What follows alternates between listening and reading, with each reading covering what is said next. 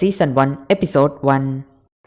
Weather ரொம்பவே ரஃபாக இருக்கு and அவன் போகிற வழி எல்லாமே ரொம்பவே டஃப்பாக இருக்குது. பட் இருந்தாலும் அவனோட சிஸ்டரை தூக்கிக்கிட்டு மூச்சு கூட விட முடியாமல் நம்ம ஹீரோ எப்படியாச்சும் நான் உன்னை காப்பாற்றிடுவேன், கவலைப்படாத நெசுக்கோ அப்படின்னு சொல்லிட்டு நம்ம ஹீரோ அடிபட்டு இருக்கிற அவனோட சிஸ்டரை எப்படியாச்சும் காப்பாற்றணும் அப்படின்னு சொல்லி அவனால் முடியலைன்னா கூட அந்த பணியில் போராடிட்டு இருக்கான். என்னாச்சு அப்படிங்கிறத ஒரு சின்ன ஃப்ளாஷ்பேக்காக காட்டுறாங்க.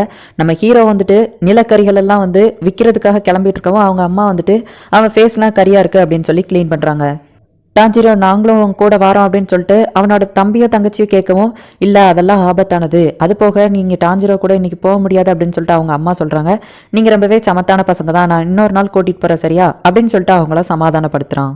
நம்ம ஹீரோ டாஞ்சிரோக்கு இன்னொரு தம்பியும் இருக்கான். அவனை மரத்துண்டுகள் எல்லாம் வெட்டிவே ஓகேவா அப்படின்னு சொல்லவும், சரி ஓகே பண்ணுறேன், நீயும் கூட இருந்தால் நல்லாயிருக்கும் அப்படிங்கும். சமத்து பையன் அப்படின்னு சொல்லிட்டு இவன் கொஞ்சம் தான் உடனே அவங்க கிண்டல் பண்ணி விளாண்டுட்டு இருக்காங்க. சரி ஓகே அப்படின்னு சொல்லிட்டு இப்போ அவனை வழி அனுப்பி வைக்கிறாங்க. நம்ம டாஞ்சிரோட சிஸ்டர் நெசுகோ வந்துட்டு அப்பா இருந்ததுக்கப்புறம் எல்லாரும் ஒன்றையா தான் நம்பியிருக்காங்க, நீ எல்லாரையும் பொறுப்பாக பார்த்துக்கிட்ட, எல்லாரும் ஒன்றா தான் நம்பியிருக்கோம் அப்படின்னு சொல்லிட்டு இப்போ அவளும் அவனை வழி அனுப்பி வைக்கிறா. இவங்ககிட்ட அந்த அளவுக்கு வசதி இல்லைனாலுமே இவங்களே ஏதோ ஹாப்பியாக தான் போயிட்டு இருக்கு. பட் ஆனால் எல்லா நேரத்துலையும் அந்த ஹாப்பி இருக்கிறது இல்லை அப்படின்னு சொல்லிட்டு நம்ம டாஞ்சிரோ இப்போ டவுனுக்குள்ளே போயிட்டு அவன் கொண்டு வந்திருக்க அந்த நிலக்கரி எல்லாத்தையும் ஒவ்வொருத்தங்கிட்டயா போய் வேணுமா அப்படின்னு சொல்லி கேட்டு விற்கிறதுக்கு பார்க்குறான். இவ்வளோ கடுமையான பனிப்பொழிவுலையும் வந்திருக்கே அப்படின்னு சொல்லி ஒரு பொம்பளை கேட்குறா. இங்கே பார்த்தா ஒரு ஹஸ்பண்ட் வந்துட்டு என்னை காப்பாற்று டாஞ்சிரோ அப்படின்னு சொல்கிறான். இதை நான் தான் உடச்சேன்னு சொல்கிறா, பார்த்து சொல்லு அப்படிங்க. அதை ஸ்மெல் பண்ணிட்டு இதில் கேட் ஸ்மெல் வருது, இதுக்கு காரணம் கேட் தான் அப்படின்னு சொல்கிறான். இன்னொருத்த வந்து டாஞ்சிரோட்ட ஹெல்ப் கேட்குறான். ஒரு வழியாக நம்ம டாஞ்சிரோ எல்லா நிலக்கரியுமே வித்துட்டான். பட் ஆனால் ரொம்பவே லேட் நைட் ஆயிடுச்சு அப்படின்னே ஒரு ஆள், இப்போ நீ இந்த இடத்துக்கு போகாத, ரொம்பவே ஆபத்து, டீமன்ஸ்லாம் வருவாங்க, ஸோ நைட் நீ இங்கே தங்கிட்டு காலையில் போ அப்படின்னு சொல்கிறான். அந்த ஆள் ரொம்பவே கம்பல் பண்ணி கூப்பிட்டதுனால நம்ம டாஞ்சிரோவும் சரி ஓகே அப்படின்னு சொல்லிட்டு அவன் வீட்டில் சாப்பிட்டுட்டு இப்போ தூங்குறதுக்கு ரெடி ஆகுறான்.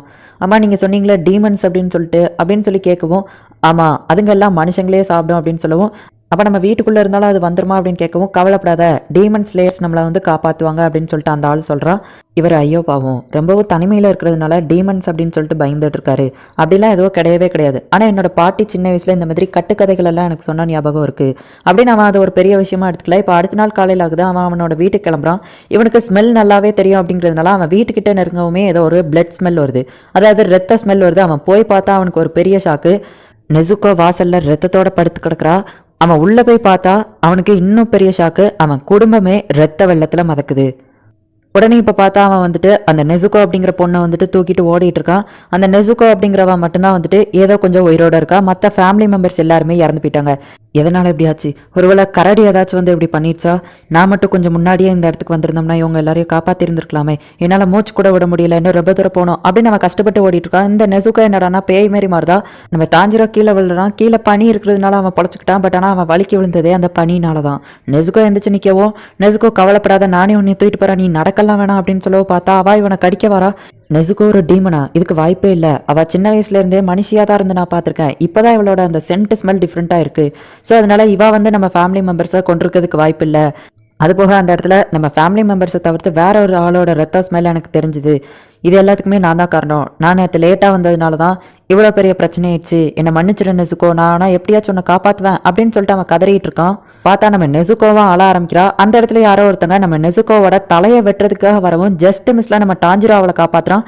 நம்ம டாஞ்சிரோவோட முடியாம வெட்டிடுறான். இப்போ நெசுக்கோ சின்னதாயிருதா. அந்த இடத்துல பார்த்தா ஒருத்தன் ஸ்வாட் வச்சுட்டு வந்து நின்றுட்டு இருக்கான். ஆக்சுவலி அவன் ஒரு டீமன் ஸ்லேயர். எதுக்காக நீ அந்த பொண்ணை காப்பாத்துற அப்படின்னு கேட்கவும், இது என்னோட சிஸ்டர், ப்ளீஸ் எங்களை விட்டுருங்க அப்படின்னு சொல்லிட்டு அவன் கெஞ்சிரான். பார்த்தா அவன் போயிட்டு நம்ம நெசுக்கோவை பிடிச்சிட்டு ரொம்ப தூரம் தள்ளி போய் நிற்கான்.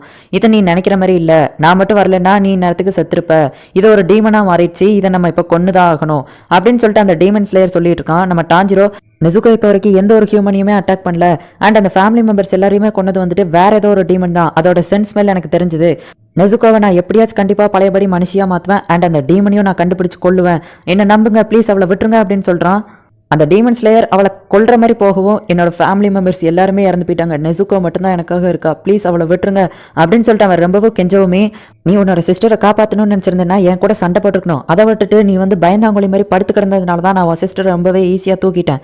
இப்படி நீ ரொம்பவே நல்லவனா இருந்த அப்படின்னா டீமன்ஸ் எதிர்த்து எப்படி போராடுவ, உன்னோட குடும்பத்தை கொண்டவங்கள எப்படி நீ பழிவாங்குவ, ஒருவேளை அந்த டீமன்ஸ் எல்லாத்துக்கும் உன்னோட சிஸ்டரை எப்படி திரும்ப மனுஷையா மாத்துறதுன்னு தெரிஞ்சிருந்தாலுமே நீ இவ்வளோ இறக்கமுள்ளவனா இருந்தேன்னா அதுங்கெல்லாம் உன்னை கொண்டுட்டு ஈஸியாக போயிட்டே இருக்குங்க, நீ முதல்ல எதிர்த்து சண்டை போடணும் அப்படின்னு அந்த டீமன் ஸ்லேயர் கோவமா பேசினாலுமே எனக்கு தெரியும் நீ உன்னோட ஃபேமிலி மெம்பர்ஸ் எல்லாத்தையும் இழந்துட்டு நிற்கிற, பட் ஆனால் இதை மாத்துறதுக்கு வேற ஆப்ஷன் இல்லை, இவளை கொண்டுதான் ஆகணும், இப்படி இப்படி இறக்கப்பட்டோம் அப்படின்னா இன்னும் நிறைய குடும்பங்கள் அழிஞ்சு போயிரும் அப்படின்னு சொல்லிட்டு இப்போ அவன் நெசுக்கோவோட நெஞ்சிலேயே கத்திய வச்சு உள்ள இறக்கிருந்தான். இதை பார்த்த டாஞ்சிரோ டென்ஷன் ஆயிட்டு அவனை அட்டாக் பண்ணுதான். கல்லை வச்சு அட்டாக் பண்ணிட்டு அந்த ஆக்ஸை வச்சு இவனை வெட்டலாம் அப்படின்னு சொல்லிட்டு நம்ம டாஞ்சிரோ ஓடுறான். பட் நம்ம டாஞ்சிரோவை அவன் அடிச்சிருதான். நெசுக்கோ இதை பார்த்துட்டு அதிர்ச்சியாகிறா. டாஞ்சிரோவோட கையில ஆக்ஸ் இல்ல, பார்த்தா அது பறந்து வருது. இவன் தலை ஜஸ்ட் மிஸ் ஆகுது. ஆக்சுவலி நம்ம டாஞ்சிரோ என்னடான்னா கல்லை தூக்கி போடும்போதே அதே சேம் டைமிங்ல ஆக்ஸை தூக்கி போட்டிருக்கான். அண்ட்